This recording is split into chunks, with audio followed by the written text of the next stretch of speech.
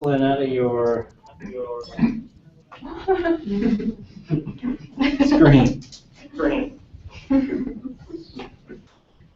And there's some bounce back on the phone. Echo. Echo. What, again?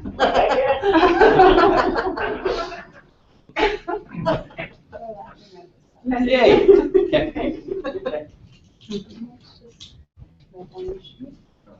So we're redistributing costs. I'm not sure which other pieces we're missing.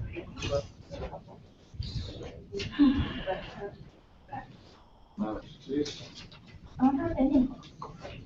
That's Aak'wtaatseen. One next door? Here, you get them all. You can have mine.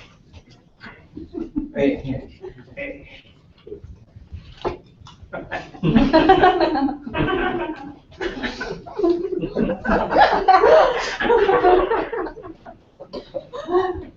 Is there a reason why we're getting bounced back on the phone? Anybody?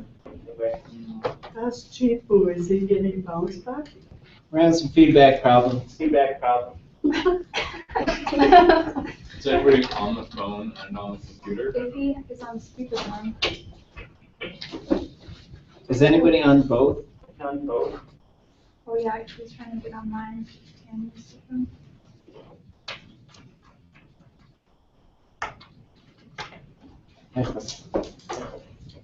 We'll just do it. Oh. Who wants a nut? So there may be pieces missing from this. We'll just try and pull it back together. The goal here is to move chunk by chunk and figure out which colors are which parts, and then who has which ones. What do they mean? Okay, sounds good. So I think we just got through all the suffixes. Is that right? With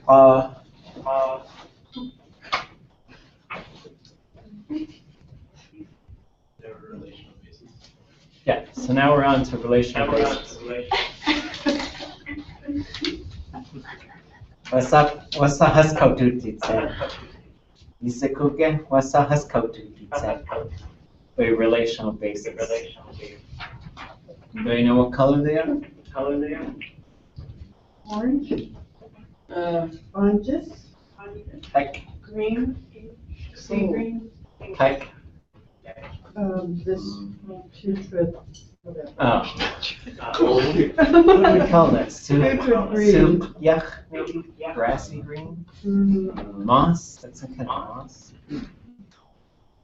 That's Aak'wtaatseen. I would say grass. All right, so who is on the phone? Just Shakuish? Can I have you mute your phone unless you're talking? That'd be possible. Huh? I do. Oh, really? Is anybody else on the phone?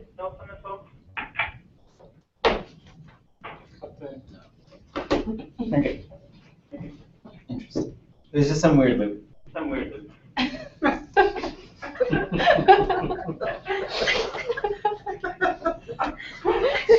Let's just laugh for like the next 45 minutes. And just feel this laughter. Oh boy. Oops. Okay. Who has a relational base? And what does it mean? No. A.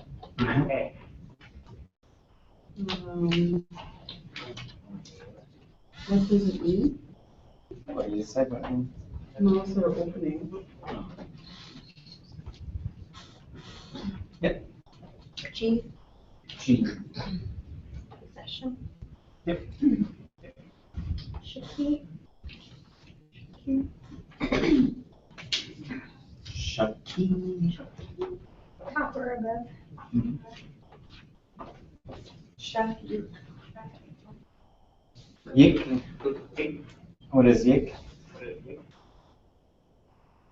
What does it mean?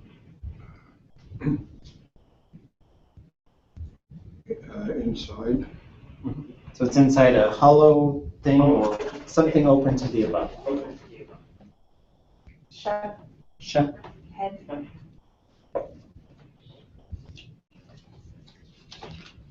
I have shoe at the end of, so I think like day shoe. Yep. End of the trail. Yep. Perfect. Cut Cut. the horizontal surface. Underneath,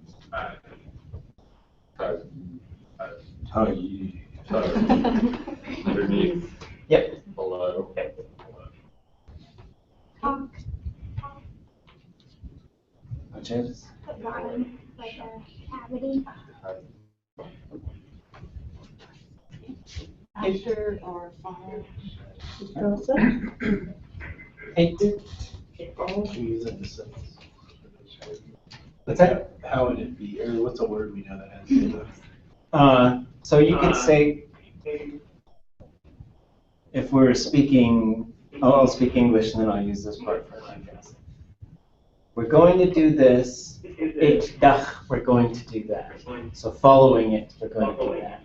The other use would be if you went walking that way and I decided to follow you. And so qa is to go after something, like you're going to go get it, bring it back. It is like you're going to follow wherever it goes. Yeah. And it's also used like Jessie Johnny, she said, Uhanaya Hashagun it Qoneyan to Ant. We begin to follow our grandparents. She was talking about when we start learning our language, it's like we're walking after them. Yes, Yes. for or benefiting. Januk. Depriving something. Taking away. Yeah, so it would be like to take something out of someone's hands. Or they'll say, Heshatuwa Ashku Hayu Hatangi Hajinak Shubuhi. We don't want it to run out of our hands. And we don't have it in. Against, opposing, or wrong. I'm near, but I can't think of an example. Can anybody think of an example? You could say, Achana, the one who's next to me, like, sweetheart. If you're ever going to talk about going to see somebody, you would usually say, whoever it is, or the kinship term, Khande. So you can't put one of these suffixes directly onto somebody. So usually when there's a motion verb talking about going to see somebody, you might say, I'm going to go be with my grandparents. So that's how it usually works. In.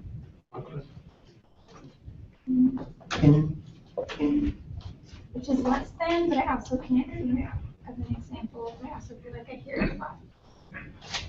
Yeah, so a lot of times someone might say,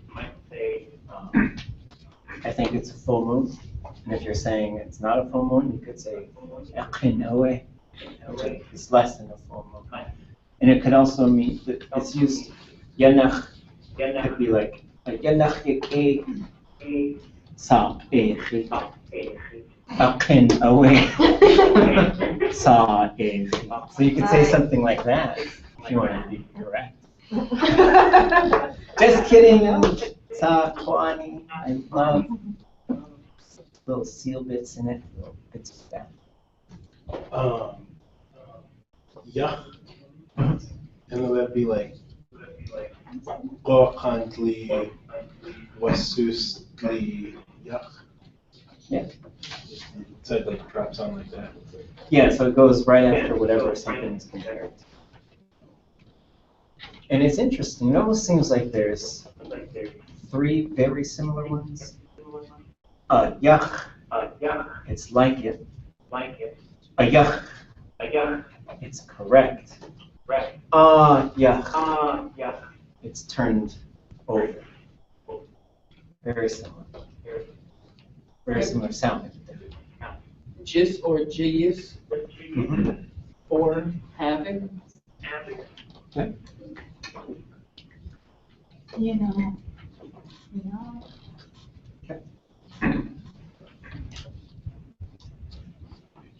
Covering. Cover. And then eat it. And that's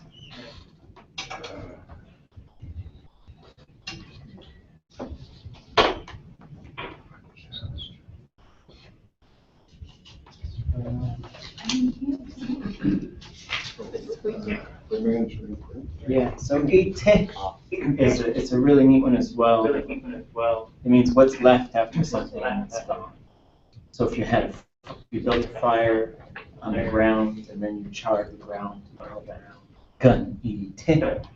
If somebody walks and they leave footprints, who's eat it. Glacier Bay, the place where the glacier used to be. Sit, eat it. There's a really neat one. Ha, eat it, ha. No. Ha, eat it, ha.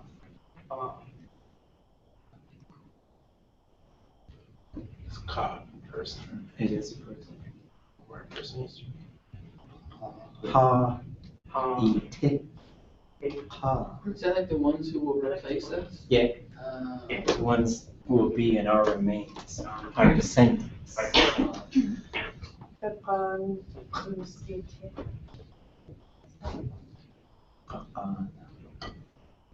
Kakan husi. Talk, eat it. Yeah, the remnant of winter, spring. How about anyone online? You guys got any of these relational bases?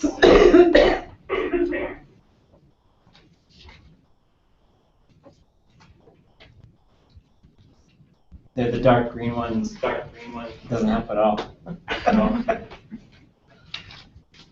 Is it like the olive green? Yep. I have two. I have a hu, Okay. which is among, and which is between. Is who like dry bay, who? Yep. Is that who? See. It's among the inland peoples. Oh. Qunana. There's another term, qunna, which is really interesting in Tlingit. Because it means something other than. So qunana, the other people, which qunakadate, qunate, which can mean an alien or a monster, which is some other type of thing. You could say, if someone said, was it you that did it? And you could say, Kai Chakunaka, some other person. Aak'wtaatseen Kanai. That's a way to say my clan opposites. The other moiety, the other clan. Okay. One. Oh, I do say, oh, it's not on here. This is a terrible cheat sheet. There's only one flaw all day, just one tiny thing. I think I took it off one list, but not the other one. I don't know why I took that one. Those are another word. Anybody know? It's edge on that. Yes. Oh, it's on? It's on the old version. Oh, maybe. Okay. Makes sense. It's the edge of something. Talk. Behind an item. It means behind, but if you were looking from the body of water, it's behind. So it's behind something on the inland side of it, specific. So yeah, you have talk, talk,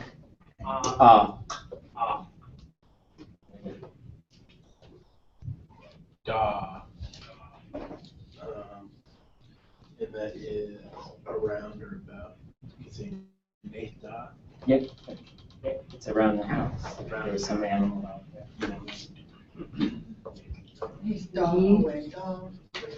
Yeah. Da, da, da, das away.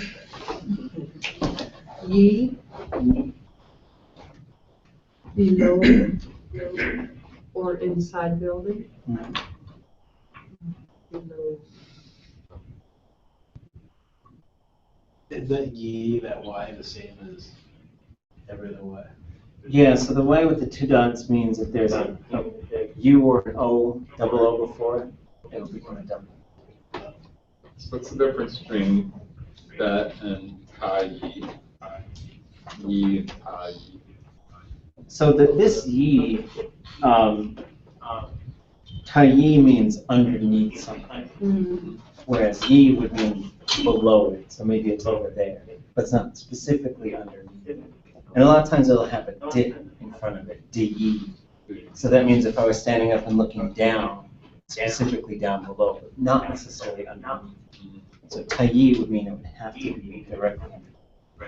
Is ye the opposite of ki? Yes. And then it'll say diki a lot. The di is totally optional. And then there's another yi, which appears to be the same one, which means to go inside of a house. And that yi is interchangeable with neighbor. Dei. Dayin. Dayin. Meaning facing. Yep. Okay. No. Yep. Well, ace is for the mouth. Right? So if I'm giving you something, I would say, ace, this is for you to eat. Especially if phase. It's like someone's trying to eat some plastic or something. Yeah. Like you're saying it's not for your mouth. Not to the mouth. Daka. Around the outside or on the surface of the outside. Can you think of any example? Saka daka hidi. Any others? Are you guys online? You got some. We need to review. Dean? Should be here around something? Yep. In the vicinity.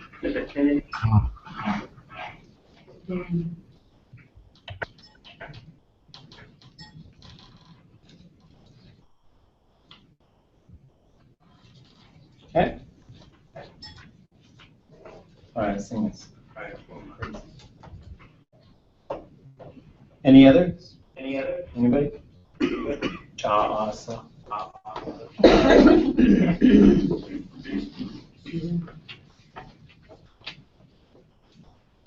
There are Chipu, you have one. Shakuish, you have two. I have Nuck. Yep, no. Okay, behind. Yeah, it'd be better to say like leaving it behind. So like specifically like say this is my drink and I just got up and walked away from it and left it here. That's usually not to walk away from something and leaving it there. Okay. You know which ones you have? Shakuish? Yep.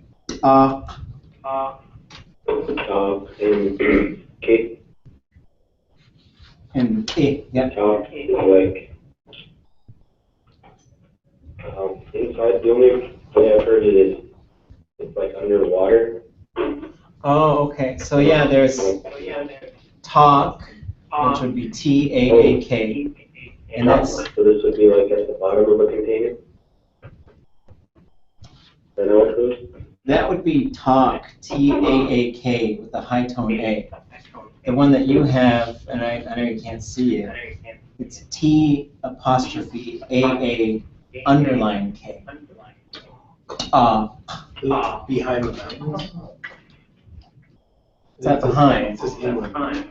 Well, there's a T apostrophe AA K without an underline. Oh, beside it. That means to be, so if you were looking up at a village, there was a house here and another house behind that house. From looking at it from the water side, it's behind. That's what Aak is.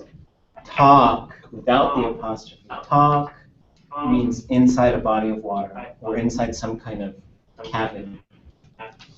So does talk always mean from the perspective of the water? Yes. Otherwise, you would say ache to just be behind anything. But That's interesting that it's Aak said that way.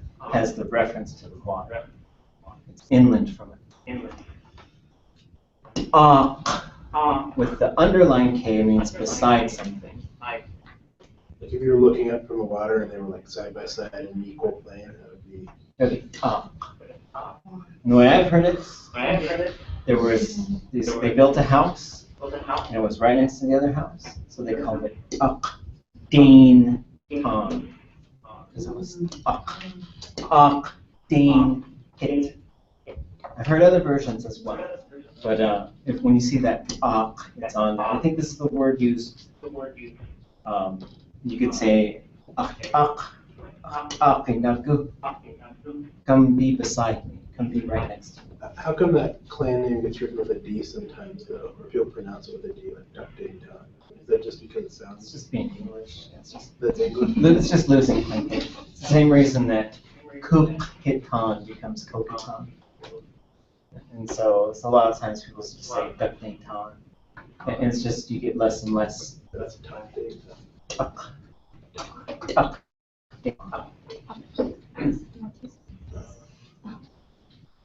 And then it gets confused as well with duck. So you've got duck, talk,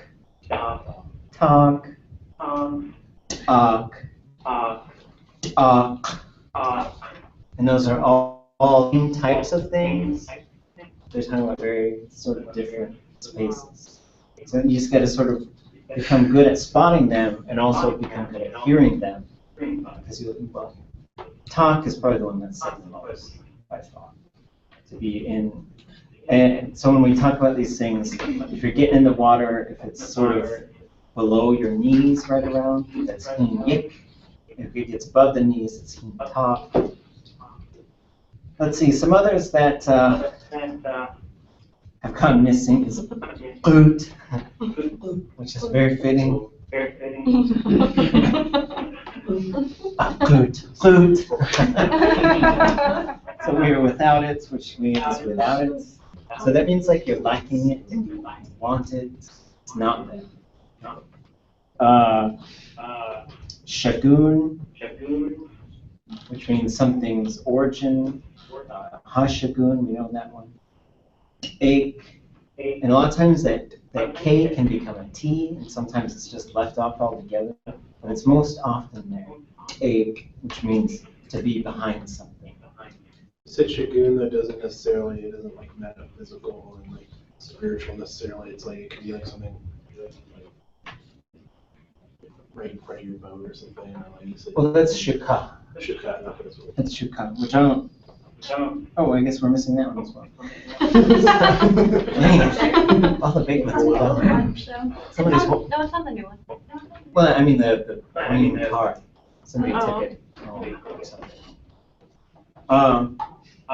So shagun, but shagun on its own just means its origin, or the parts that make it up, right? So you could say, in Aak'wtaatseen, yasaknein shagun. I'm going to tell you how this bread is made, right? So it could be fairly straightforward like that. It could be you took something apart and all of its pieces were there. A shagun is all of its pieces. But once you say ha-shagun, you're talking about our ancestors. And it just has this sort of spiritual quality as well. Shuka is the same way. So shukah would mean in front. Like you could say, shukah neku, walk in front of me, right? If you wanted someone to, and then you would follow them. It would be shukah, and you would be it, right behind.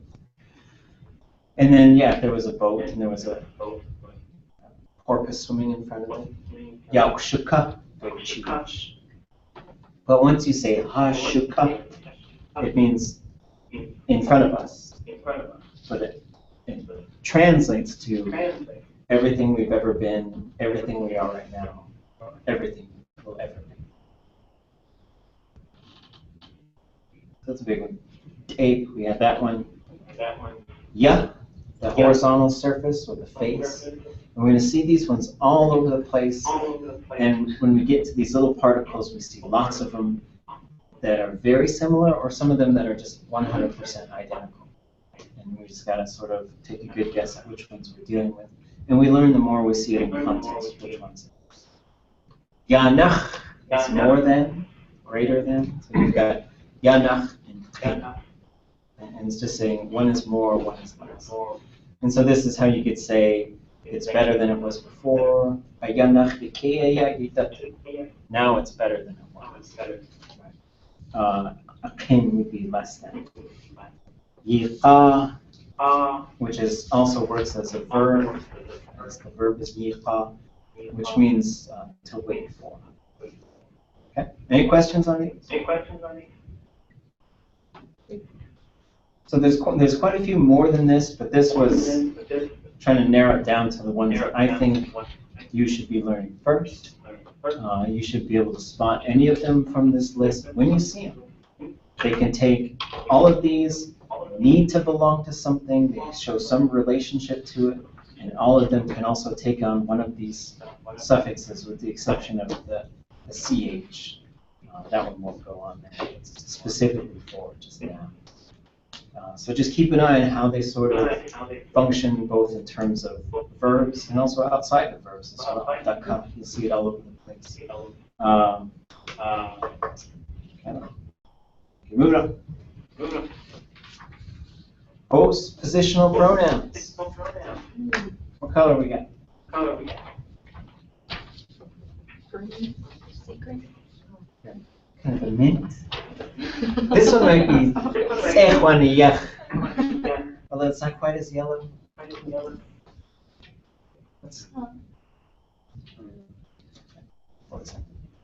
hey, what you guys got? Astuti. To them. Yep. Ha-i or han to us. Aak'wtaatseen or Khan, which is to me. E, which is to you. And Yi, which is to you all. Okay. Ooh, looks like you have one of these as well. Do it.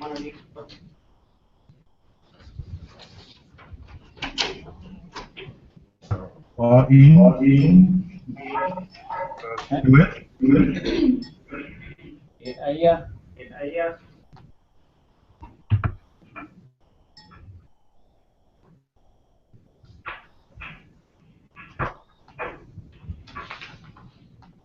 Okay.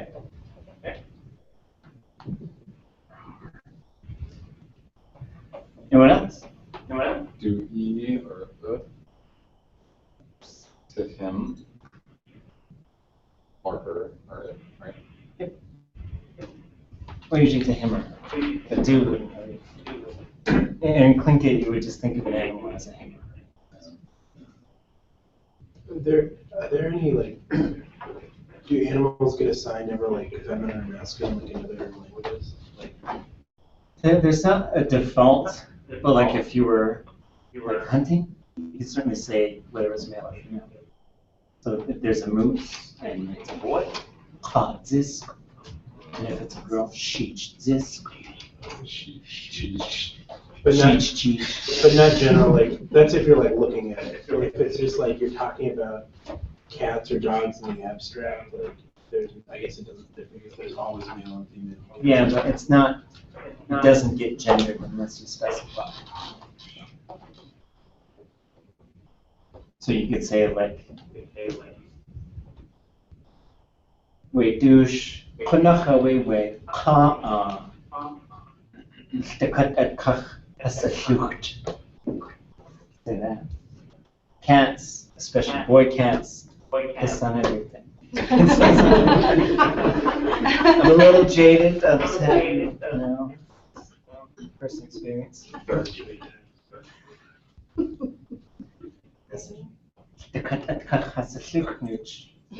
Okay, so there's one else out. There's one more out there. Ka, or ka-e, or kun. Oh, you got that? Oh, yep. Yep. It's a peep. It's a peep. So who can tell me how to use one of these things? Any examples that you can think of? In kanani. Dasa? Yep, that's one. Yep. Anyone else?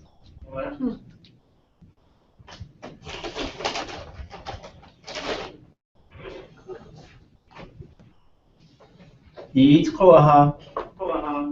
There's one.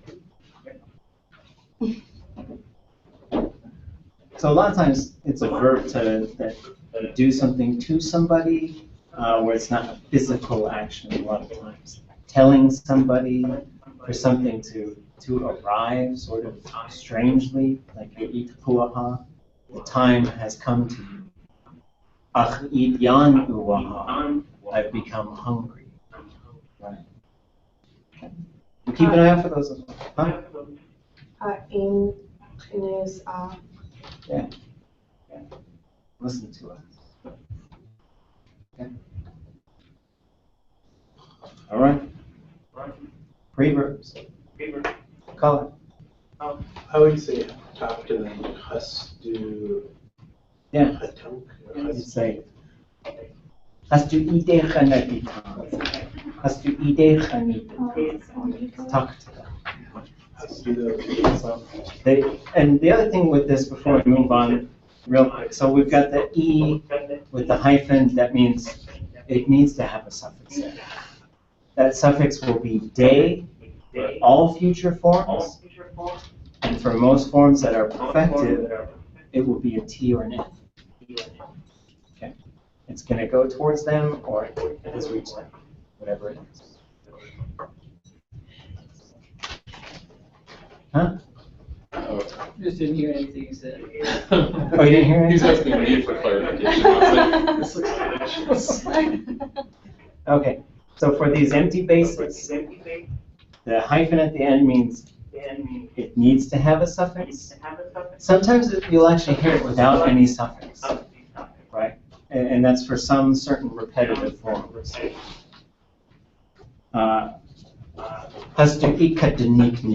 might hear that.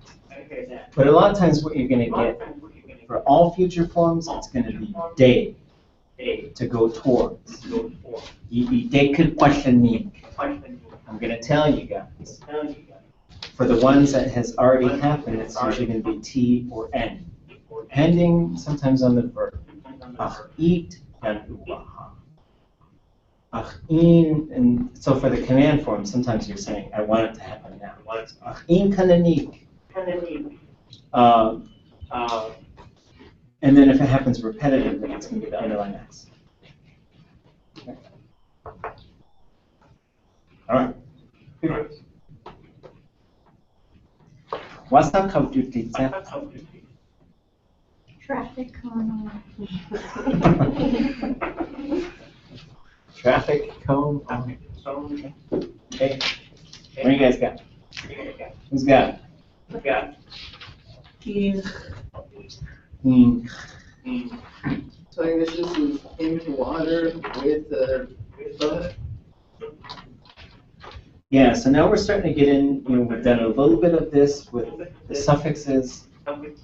These preverbs are really important with motion verbs. When we get to motion verbs and we start to figure out how they work. So my plan is, next week, we'll start talking about what kinds of assignments you could be doing as far as the verb work I would expect for this class. But we're also going to start moving through these actual verb modes so that you'll know how to put them together and also know how to spot them. But one of the things I want to do probably after we've gone through those verb modes is look at motion verbs. But right now, the thing to look for is the suffix or the preverb is going to determine what type of motion that is. And this is why you say ugut or uwogut. So a motion verb can have any four of the conjugation prefixes, but it depends entirely on the preverb and the suffix. Okay? That's why whenever you see day on it, if day is the type of motion, there will always be a nut conjugation. Right? Next day, wugut, huagut, nagu, nai-a. But if it's a T or just a nate or some of these other ones that we'll see, gagi, then it's going to be uwagut, huagut, gu. Ha is on that list, which is why you say ha-gu, nate-gu. That is the key to motion verbs and to understanding them is that the preverb determines the conjugation prefix. The conjugation prefix determines the shape of the verb. What do you guys got? Shell. Pumpkin. Safety cone. I have which is there, just explained. U, which is back and forth, to and fro. And I have yik, or yik, with two high tones, which is down the shore or beachward. Okay. Yay. Or yee.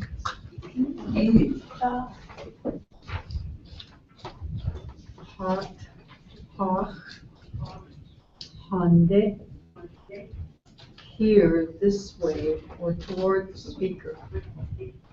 So sometimes you just say ha day, kuik, or you'll say ha gu. That's what that one is. Dock or dog, which is inland from the shore. Inland? Or back from the open, off of the fire. Yeah, so these ones are interesting because dog, it's inland and it's also to pull something up, especially off of the fire. Okay.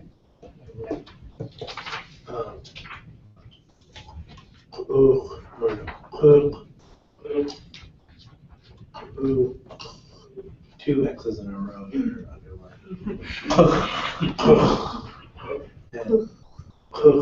Day. When it gets out, the tone goes up. And that means aground or into shallow water. Oh, there's no underline on the first half? Oh, shoot. No, a back, reverse. There we go. What is a back? It just means to go backwards a little bit, right? To stand back from something. If someone's like right up in your business, you say, "Get down, stand back." Or I was taken aback. Yeah, but maybe you should be back. And the little note there with plus D, we'll put the motion verb into a plus D form. This puts it into. Yeah, so you could say, a day will go. He went over there. Day would go. He came back. Is that just back a little bit or back? Like, does it not matter? It could mean like, taking a couple of steps backwards, although is to walk backwards, moonwalking, physically, to not turn around. But this usually means turn around and to return. It's usually a returning type of thing. So that's in the verb in Tlingit. Like in English, you'd say, I backed up, you'd clarify like a little bit or 20 feet or whatever, but in Tlingit, it's in the verb. This one is more would be I backed up because you were driving back. This one is more like I was home, then I went to the post office, then I went back home. That's kuchte, to return. It's more of a return, is how I see it. But it could also mean to sort of, wherever you are, to back it up a little bit from there. Like if you're telling somebody to stand back, you would say, kuchte down, stand back. Means wherever you're at, move back a little bit from there. So it could be used that way as well. But it doesn't generally refer to backwards motion, backing up a car, walking backwards, those types of Ugh. Okay, things. blindly out of control. So it usually appears with the K on there. In parentheses, that means it's actually kind of optional, but it usually does appear. I've always seen it with that. That means like if you're driving totally out of control, they're saying you're going to crash. Walk. Plus dog. By mistake for a wrong. Yep. Say when I made a mistake. I did it wrong. Okay. Nick, So does it fit? Nick, and Nick, Dick. Inside, homeward, or into building. And that's not necessarily. It's like inehite, and that's the noun. You could say nehite. And this is why again you say nehgu, because it really means come inside wherever I'm at. So it doesn't technically mean a home, but it could be just where this place where I'm sort of hanging around. Okay. Okay. And you, quotation.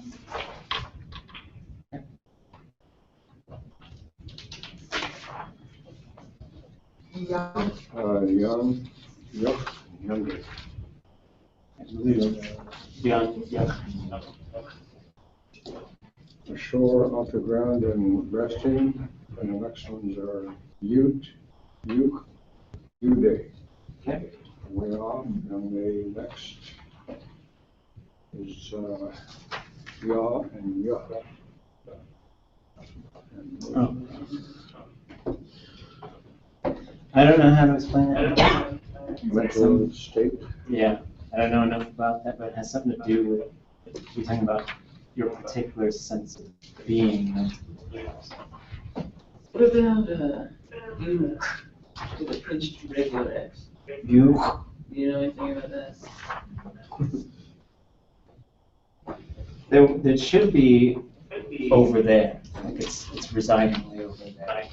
Like, for example, you, oh wait, kutia, totem pole, it's over there, it's located there. That's why I think. Yeah. Yeah. Along, down, obliquely progressive. Healing. Into water. Okay.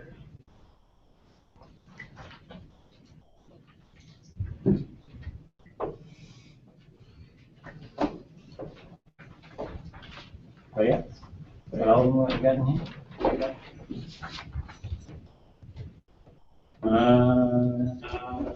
Chief, who you got one of them?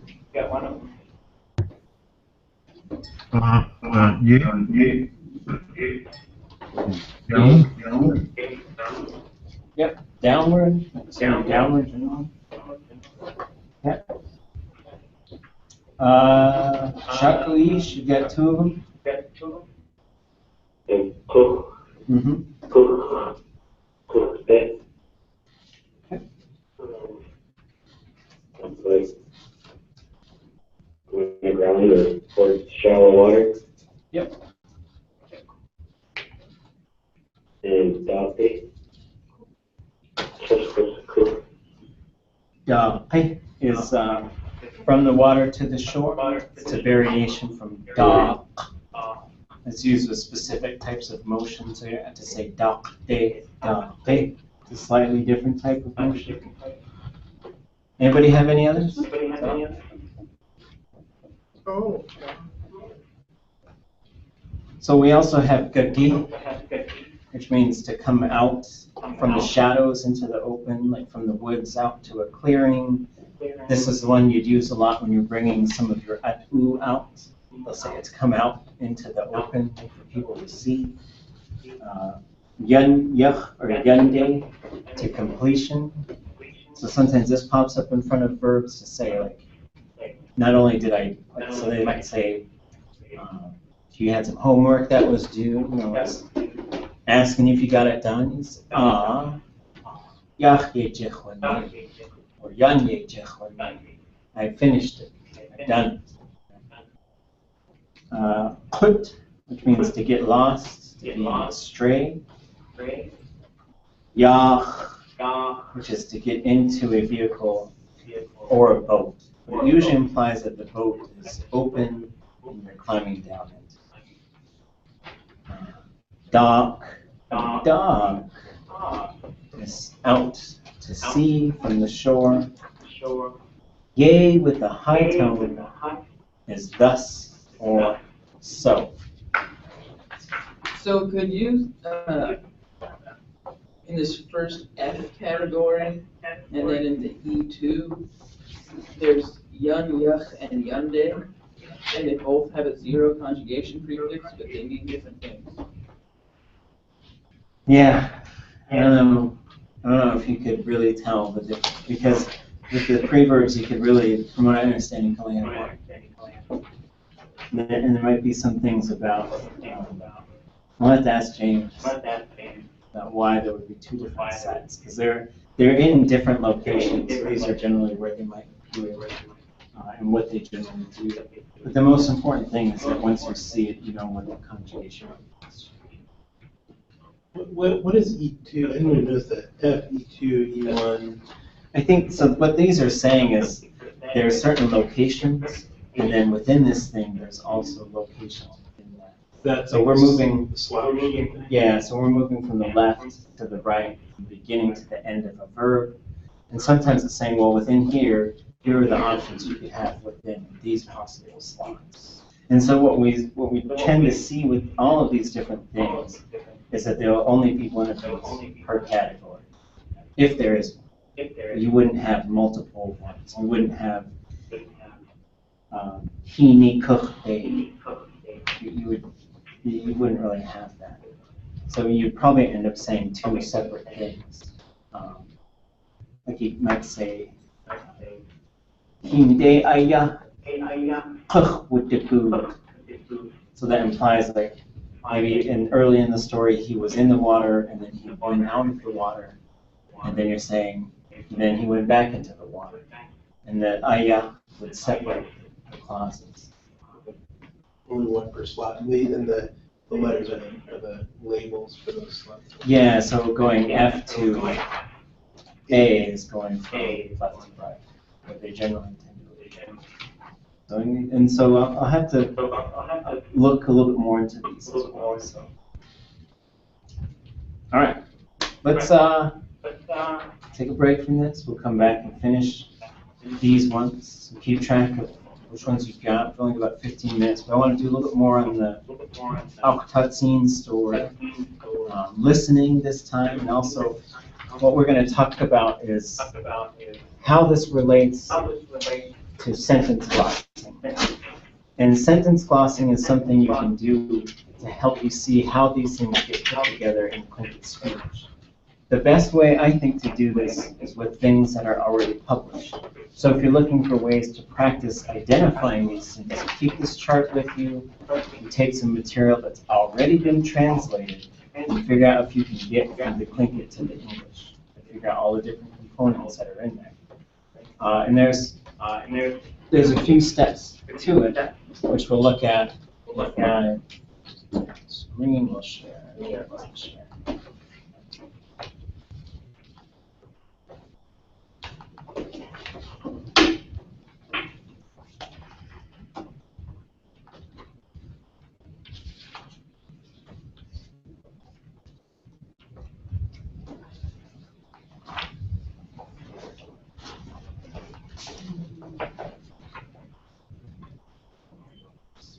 So this might be a little small on your screen. Those of you who are online who are looking at. We'll back this story up quite a bit. So what we're looking at here is we've got this audio and we can hear it.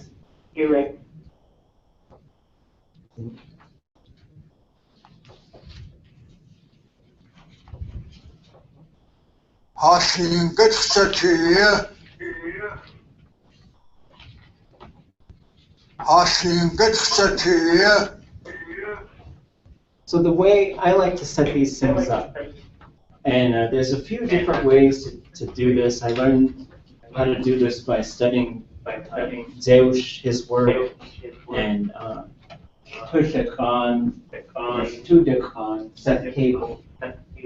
So this first line we've got the Tlingit. And you can, if you want to choose a story to work on, I'd be happy to give you some of these stories. I'll show you guys next week when we're back how to set up these Elan files.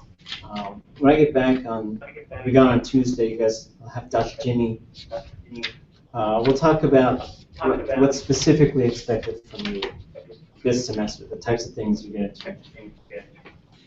But if you want to work off one of these files, that'd be fine. If you want to work off some of the files that are already there, Elan is one option. This is the Elan software. I'll show you guys how to set up files using Elan software. You can do this stuff with Microsoft Word. You can do it with whatever you want. But the first thing is you would type the line as it would appear. So this is how it would appear in the Downhauer book. This is how it would appear in a video if you're going to create subtitles. So for this first line, Tlingit Sati, from the handout we can see how this is spelled. So what the next line down would do would have the English translation. So you're setting yourself up, saying here it is, here's the translation which I already have. And if you're going to try this stuff, I really recommend starting with things that are already translated, so you know where you're trying to go. But sometimes you keep in mind that the word order might get inverted, or the translation might be taking certain liberties to help fill in the blanks, because Tlingit doesn't take care of information the same way the English does.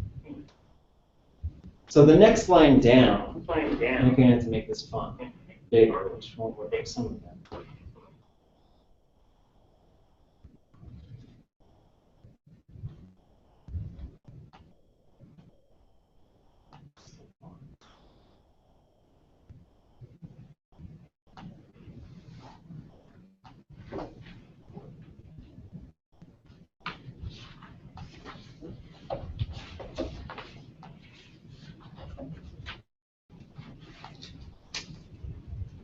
So what the next line down does is it takes those and it breaks them into all the different components that are there. It will uncontract contractions. And the idea is to see it in the individual components. So now you've got ha, Tlingit, a hyphen, and then the X, which is, what is that underline X? It's a locket. And then you would have SA, dash, root symbol, T, T-E-E, and I would recommend keeping your stem variation exactly as it appears here. So if this was short and high, we'd write a short and high, hyphen, Y. So you're just trying to isolate things into all the individual pieces. And the technique I use for this is hyphens. And then I keep the spaces wherever the spaces were before. For the next line down, this is for the second level of the gloss. And there's a couple different ways that I've seen to do this. What I prefer to do is generally all of these hyphens are going to turn into a period. And then I'm going to use a hyphen to say this is still additional information for what's related to this. For example, on the first line, for some of these I'm going to translate. If it's in parentheses, that means it's just going to say what it is. So ha would be our, And actually, what I didn't do, and there's multiple ways to do this. You might just be doing like a literal item by item translation. But what I would do is I would put a hyphen after hour. I would put one P for first person plural, period, capital P for possessive. So the other thing you're marking is what type of thing this is, so that you can see how these things function, how they get put together. Now, whenever you're doing stuff like this, I think it helps, but you have to balance it with just listening to the stuff, just trying to speak. But it does help you see how these things are used and how you can refer back to these different things. And so now you've got Tlingit, it's a human being. But in this case, when you're saying Tlingit, it's talking about specifically being a Tlingit. Well, okay, so that's in parentheses. CL for classifier, hyphen, parentheses, then you're going to have plus or minus D, what group it's in, and plus or minus I. And it's a really good, I think it's a good activity to see how the classifier functions. It's going to help you figure out what forms these things are in and what they're doing. So here, and then you've got the YI, which, oh, sorry, so then you've got the root, and then you translate the meaning of that root, which in this case is to be. And you're not worried about the verb as a whole, which means to be a member of a group. You're just worried about what that root means. And then you've got the ye, which in this case is nominalizing the verb, which is turning it into a noun. So, for example, if you said, Tlingit City, how is that different from what we see there? Tlingit City. Means we are. We are Tlingit, right? So, and that's just using it straight as a verb. We are Tlingit. Tlingit City. What is different? It's an object pronoun. Yeah, it's an object pronoun, so it's on the other side of the noun. Or it's on the other side of Tlingit. There's two more things that were different. Why are you see there? The YI drops off. Anything else? A Tlingit City. Or Tlingit City.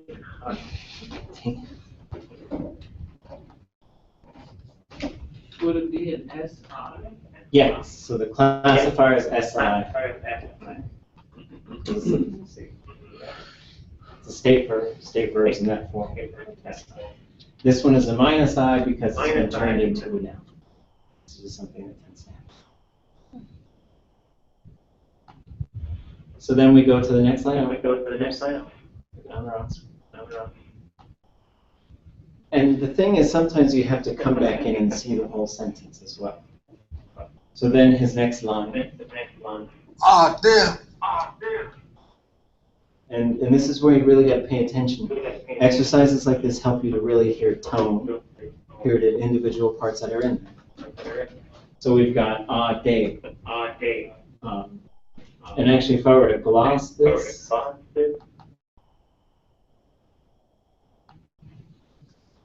which I did, but I did it incorrectly. Has a high tone for there or the place. But when day gets added to it, it goes low. So something like that.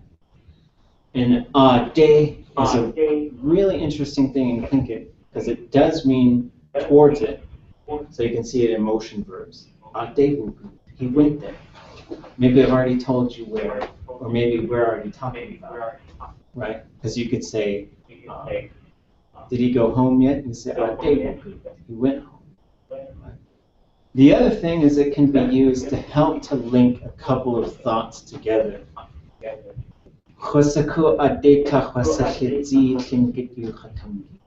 I know how difficult Tlingit is. And so it's really just linking one verb to another. It's going to my knowing of something is going towards that.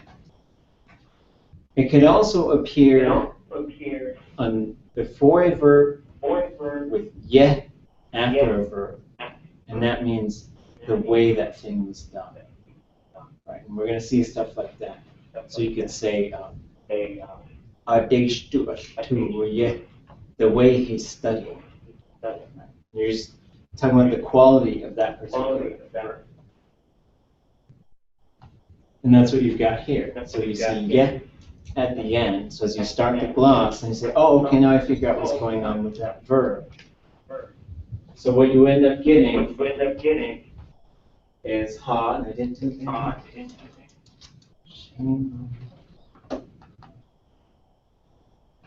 And so this program is called Elan.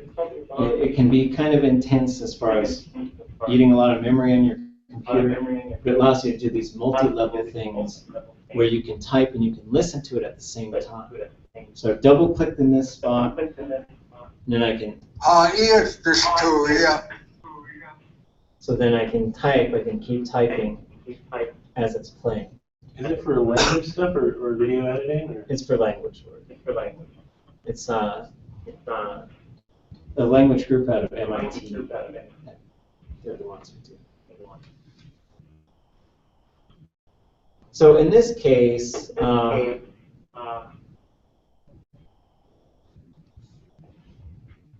would put.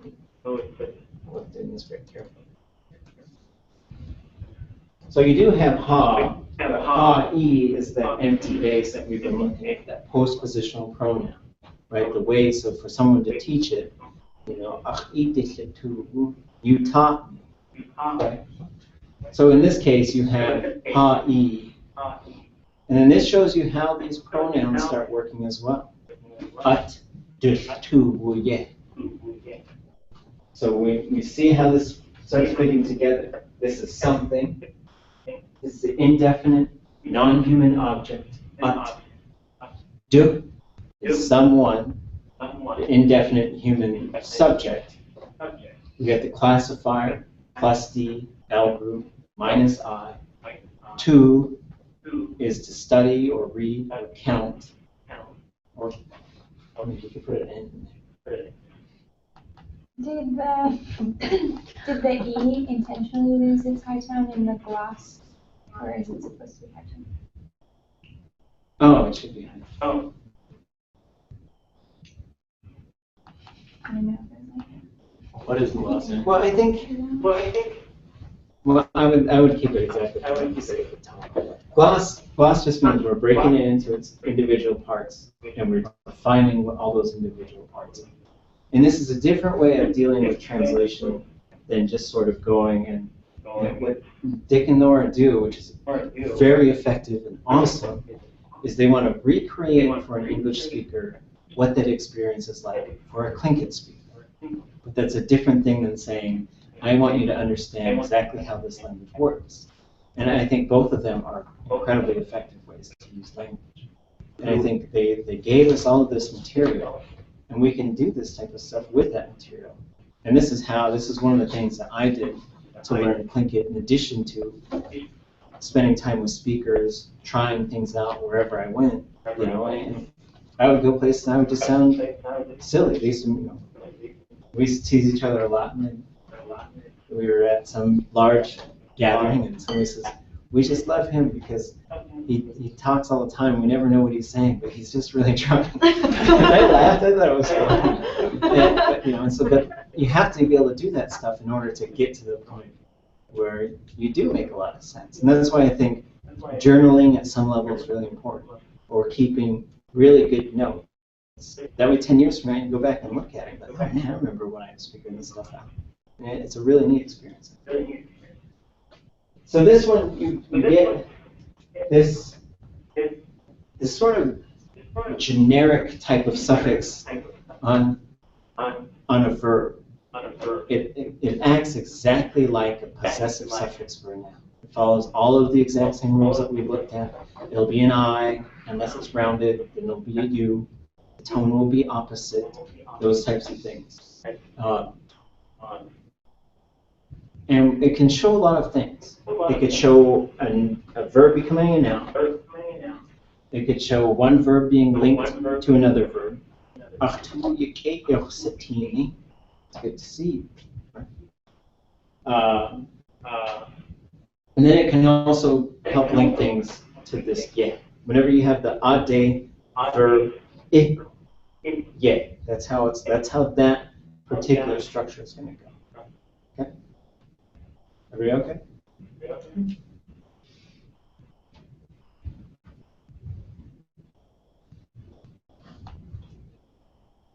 Chifu, you doing okay?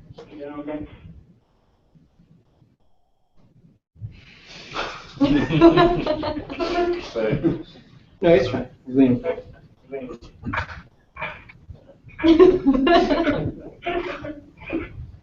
Okay.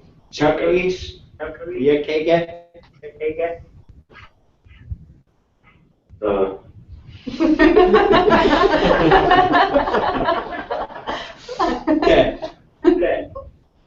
You okay, guy? Good luck. So we'll do 2 more of these and we'll go. So then here's the next one.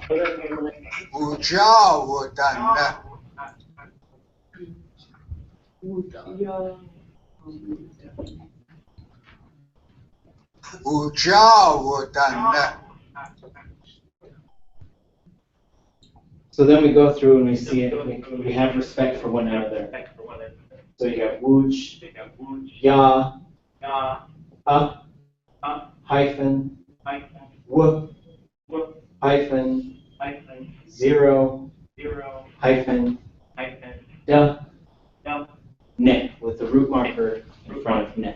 So the other thing with sentence glossing is you're going to have to learn how to spot the invisibles.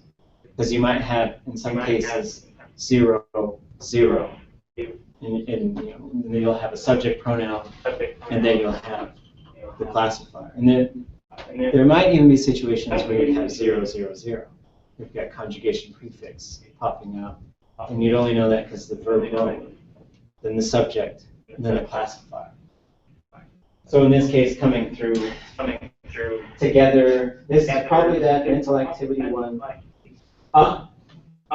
And you also have to look up the verb theme in the Edwards Dictionary, which is very helpful. So keeping the Edwards Dictionary there.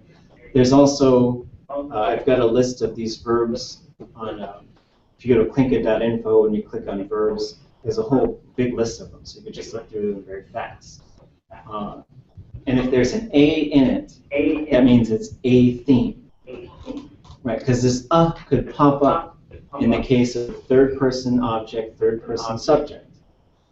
But in this case, if you know there's no object, you look up the theme and there's no subject marker. Or you could say, Aak'wtaatseen. That means, I'm dancing. But you couldn't, there's no third person subject there. It's a first person subject. So that means it's just there every time. It pops up pretty much right where the object marker goes. There won't be an object marker usually in verbs. W is the perfected. So in a theme, I put those in parentheses. A theme, the perfective marker, the classifier, and it's interesting. I think this is popping up like as a verb. As far as glossing, some of these it's really hard to tell what the actual root is, because with ne there's quite a few. There's to do something, there's to pick up plural objects, there's to knit. I think there might be a couple others. So there's ne and t, where there's just a whole bunch of variations. And then the last one that we'll do today, we got wuch is khan. So the same thing, where if I were to gloss this, I would say, but it's interesting the way that he's doing this, because he says the first one is respect for each other. And I don't know what kind of pronoun would be in there. It might be a third person, just respect for people. But then wuch is khan, he's switching to the second person singular pronoun, right? So, and is that an object or is that a subject? It's really hard to tell. So some of these you just end up taking your best guess on what you think it is, because you could say that's whoosh,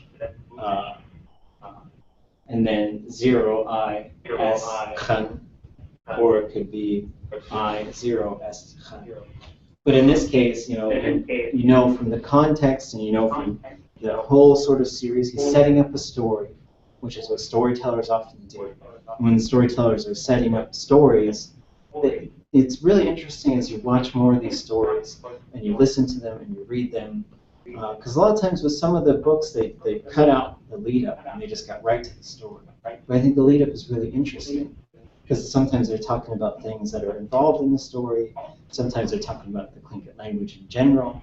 And sometimes they'll say, I don't really know very many stories, but I'm going to try to tell you this story. And you'll see the way that storytellers get themselves ready and get you ready to sort of hear it, for them to speak it.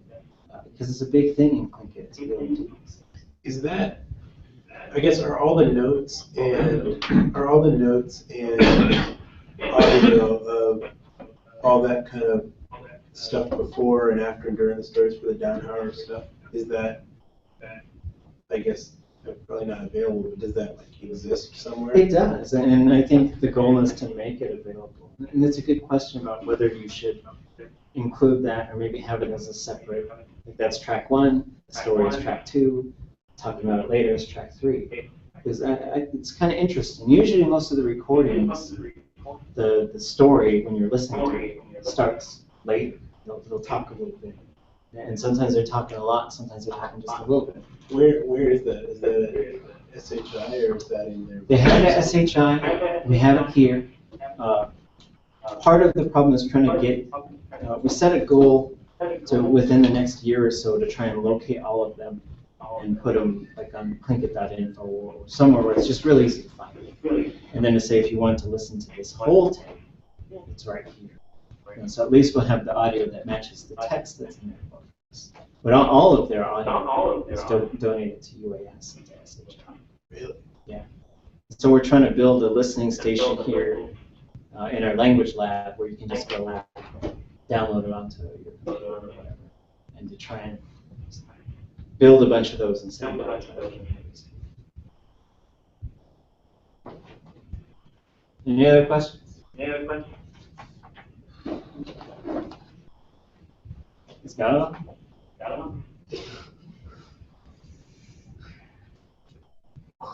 We're gonna have to make a Twister version of this. Which tiles out on the floor. Cheesh. The most stressful game of Scrabble ever. Right. Well, I was talking to someone. I said we should make a. Let's see if he has an extra.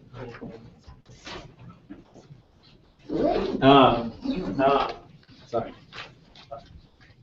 I think I want to make a game of this where you put it together into a board, but it buzzes at you like Operation. Okay. That's it. There's cheese.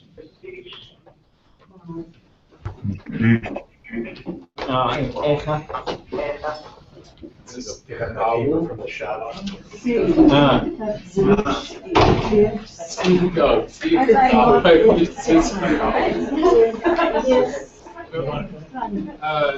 were around for our game night when we played Scrabble. Scrabble. It was pretty good. Is there a little accent marker? Am I missing something? We had a good mix of both. There were a few challenges, but